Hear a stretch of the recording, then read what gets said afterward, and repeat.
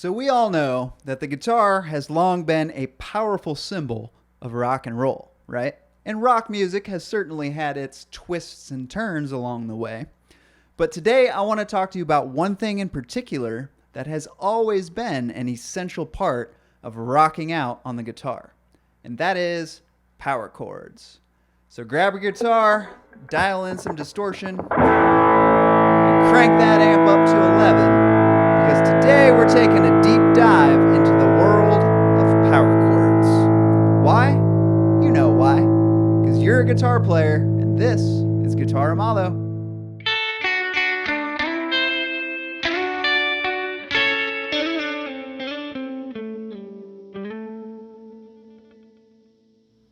Well, hello, all you magnificent guitar players out there. Happy Friday, and welcome to another exciting edition of GuitarAmado. I'm your host, Adam Amado, and I'm coming at you every single Friday with brand new episodes, so be sure to hit that subscribe button if you like what you see. Now, as you know, today we are talking power chords. You know, those wonderfully simple chords that are a part of every rock guitar player's toolkit. But once again, I don't want you to confuse simple with easy. Now, we've got a lot to cover in this video, so let's go ahead and get started. Now, first of all, beginner power chords, I always start by teaching the open power chords. So specifically, that's going to be the open E, the open A, and the open D power chords. So you might be wondering, what does the word open have to do with a power chord, right? Well, that just refers to the open strings. So let's take a look at the open E power chord. So that tells us that the low E string, the sixth string, is going to be our open string. And then to play any open power chord, you always want to combine the open string with the second fret of the next string down. So in this case, it'll be the second fret of the fifth string. And then you're going to play both of those strings together. Next, we have the open A string. So keeping with our power chord shape here, we're going to play the second fret of the fourth string combined with that string. So this is the open fifth string with the second fret of the fourth string. And then finally we have the open D string. So that is going to be paired with the second fret of the third string. So here in a second, I'm going to give you a nice beginner-friendly song to practice these open power chords with. But before we do that, there's something really important that we got to go over, and that is your pick. What is your pick actually doing here? So let's take a look at this in the context of a regular G chord real quick. So it uses all six strings, and the idea is to try to make them all sound together as one note, right? So you're hitting all six strings with one smooth pick stroke. So it's the exact same concept now with power chords, but it's even more challenging than that because you have to really be accurate with that pick, and you have to hit only two strings, whatever two strings you need to get whatever power chord you're going for. So in the case of the open E power chord, we have the sixth string and the fifth string.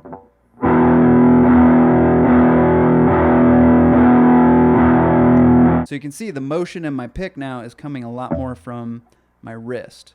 Whereas a strum, still got some wrist movement in there, but it's more elbow and maybe even shoulder, depending on what your preferences are. But when you're trying to be more accurate with a smaller pick motion and only hit two strings, it's going to be more on the wrist. And you can see I'm even like anchoring my pinky here on the body of the guitar, just to give me a little more stability. You won't always be able to anchor that, you know, sometimes you got to move around crazy, but just an option for you to try if you're having trouble.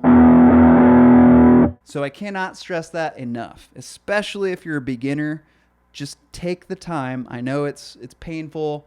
You want to get to those songs as quickly as possible, but take the time to really focus in on that pick.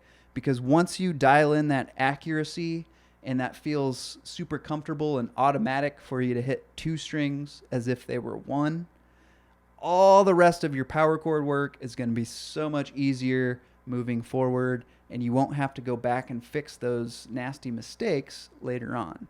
And finally, let's take a look at this nice beginner-friendly song that I have for you, and that is Wild Thing by the Troggs. So we're looking at this in the key of A. So if we take a quick look at our scale here, A major scale, and we take a look at the 1, 4, 5 here and outline our 1, 4, 5 chord progression, what do we have? We've got A, D, and E, all of which can be played as open power chords, right? So the song starts off with the A power chord, and we move to a D power chord, open D, then we have the open E power chord. Then here's probably the hardest part of the song that's going to be more so in your pick than anything, and that's jumping from the open E back to the open D, because you have to skip over all those strings to get back to the D. So we've got A, open D, open E, back to the D, and then it starts over again.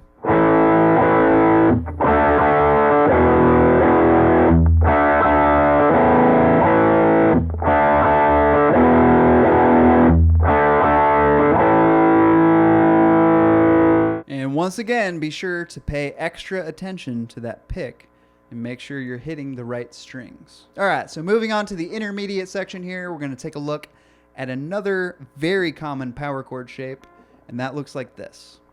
So this shape is going to be played with your first and third fingers, and the key characteristic here is that there's always going to be an empty fret in between those two fingers. Okay, so we've got the first fret and the third fret. If we move that shape up anywhere, you know, like right here, we're in the 8th fret and the 10th fret. Here we're in the 5th and the 7th fret. So you can move this shape anywhere on the fretboard as long as you have that empty fret in between your fingers. Okay, so let's go ahead and take a look at a couple of songs now using this power chord shape. And more importantly, I chose these songs specifically for their different articulations that they do. So these are essentially like different things you can do with your hands to kind of manipulate the sound of your power chords.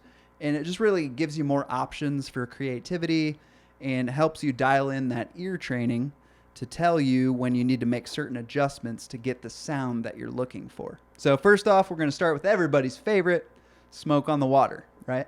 So real quick, just a shortcut of calling these power chords out here. Rather than give you the fret number and the string number for both strings, I'm just going to call out the lowest sounding note. So that's going to be where your first finger is. And we're in the 3rd fret of the 6th string. So I'm calling this the 6th string 3rd fret power chord. So we've got 3rd fret, 6th fret, 8th fret. Then we got 3rd fret, 6th fret, 9th fret to 8th fret. Then we've got 3rd fret, 6th fret, 8th fret, 6th fret, 3rd fret. So a little bit faster.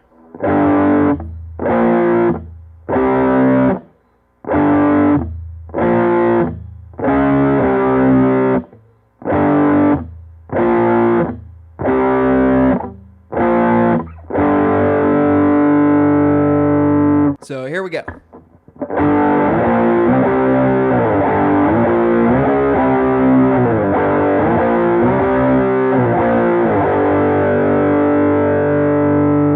So this is why I don't like to use the word wrong very much when it comes to playing guitar, because that's really just a matter of personal preference. Maybe you like to hear the slides in between, and that's totally fine. I mean, who am I to tell you that it's wrong? But for those of you who are a bit more on the perfectionist side and you want it to sound exactly like the recording, you got to put those spaces in between the notes.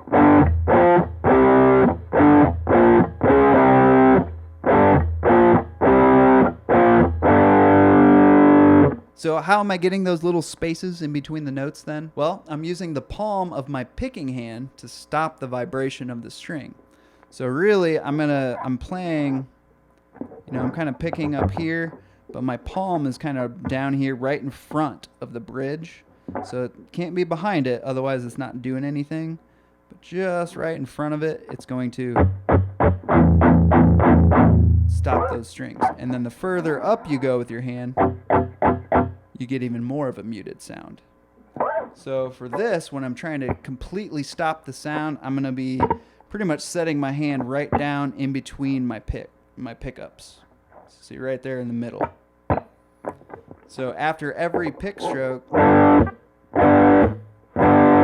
so then you notice when I actually pick the next note, my hand kind of jumps up. And that's to get my palm off the string so we hear a nice crisp sounding note. So it's really going to take a lot of practice to dial in that coordination and get that delicate timing down between the pick and the palm mute. And finally, got one more really popular riff here. We're going to take a look at Enter Sandman by Metallica. Just a quick section of the intro. I don't want to play too much of it because I know how Metallica gets with their copyright stuff. So hopefully I don't get flagged for this, but hey, we'll give it a shot, right? So anyway, I just want to look at the particular part of the intro where it's kind of building up. Like,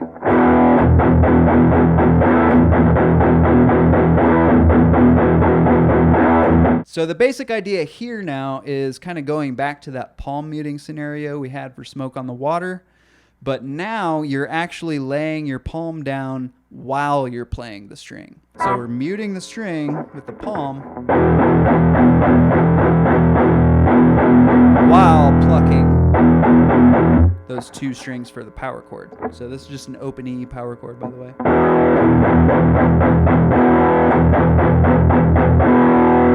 So the big takeaway here is that there's one certain part of that strum pattern that needs to be open. It needs to be unmuted. So this just gives you practice in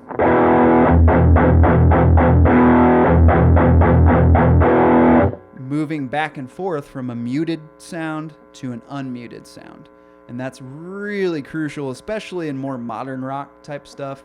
That is a key component to manipulating your power chords and getting some really cool sounding riffs. So I also want to point out the fact that where you have your palm is going to have a lot to do with the sound as well. So I like to be a little closer to the bridge so there's less of a mute going on.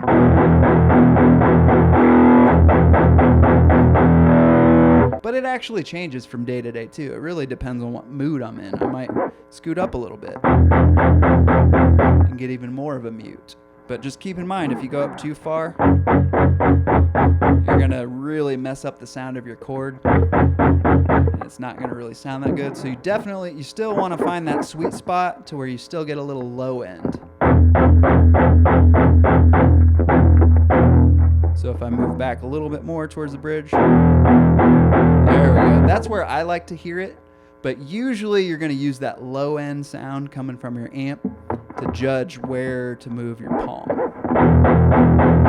And there you have it. Power chords from beginner to advanced. Now keep in mind, these are just a few of the more common practice strategies and techniques. And as always, I encourage you to experiment with your own ways of exploring power chords in the music that you love. So that's all for now. If you've got a few minutes, go ahead and leave me a comment down below. I would love to hear what songs you're working on to improve your power chord chops. And be sure to hit that like button if you found this video to be helpful. YouTube absolutely loves those likes, and it really helps out the channel. Now next week, we're gonna take a look at bar chords, which is something a lot of guitar players are struggling with. So definitely be sure to tune in if you happen to be one of them. So I will see you next week, and until then, happy practicing, my friends.